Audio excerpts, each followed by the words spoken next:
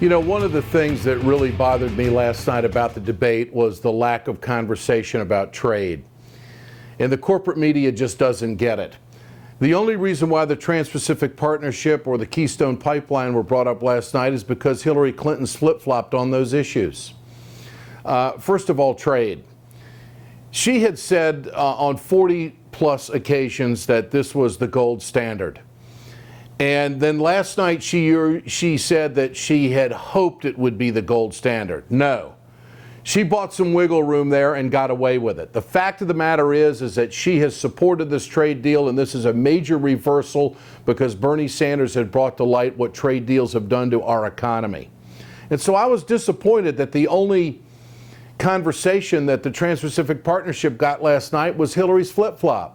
The fact of the matter is this is going to encompass 40% of the global gross domestic product. It's going to depress wages in this country. It's going to butcher the manufacturing sector. It is not going to create the income equality that we're trying to seek for working Americans in this country. And it's going to ship jobs overseas.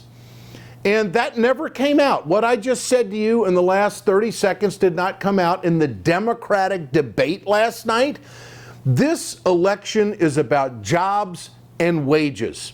And that's why I think Bernie Sanders did such a good job last night, is because he focused in on what his campaign is all about and has been about for years. So the Trans-Pacific Partnership's a big deal.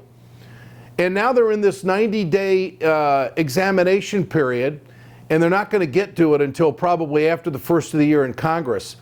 And the Congress has to save the globe from this tragic deal that is going to gut American jobs. And so we can still stop it. I don't think Webb understands it. I don't think O'Malley understands it. I don't think Lincoln Chafee understands it. I don't think Hillary wants it to be an issue. And Bernie does, because he knows how invasive this is going to be to our economy. So that was disappointing last night. And I hope in the next, maybe one of the next 5 debates, we're going to have a real conversation about the meat and potatoes of our economy. If you'll look on my website, wegoted.com, and thanks for watching, we have a story about Lorain, Ohio. That's what happens when you have a lousy trade deal. Jobs get gutted, plants get shut down, and middle-class jobs are gone. And the Trans-Pacific Partnership is going to do more of that, and I thought it deserved a hell of a lot more than Hillary flip-flopping on her position. The other thing is Keystone. You can't have a serious conversation about Keystone and expect to do something about global warming and climate change. They are parallel issues. The fact of the matter is the Keystone Pipeline and that project would bring the dirtiest oil on the face of this earth to market, which is totally unnecessary.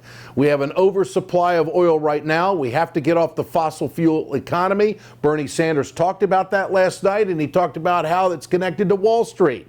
That's where climate change has to start, on Wall Street. But we've got all these deniers running around the Republican Party who are lining their pockets with dirty campaign money to say, hey, there's nothing wrong with the environment when the science clearly says we got to do something.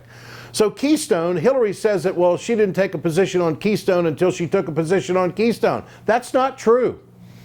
Hillary had said all along that Keystone was part of a broader conversation with the Canadians. That was her answer.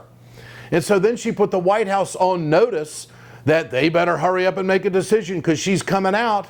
She's late to the party and is not credible with environmentalists who want to do something about climate change. And the fact is, Bernie Sanders has been front and center on this for a long time.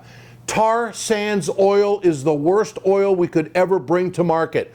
We don't need the Keystone XL pipeline, and we certainly don't need the Keystone XL pipeline going right over the Olagala aquifer in the middle of the country, which is a huge risk because if it leaks, there's no mopping it up and it will destroy the aquifer, which will affect some 20 states in the middle of the country. So none of that was brought up, and it was disappointing.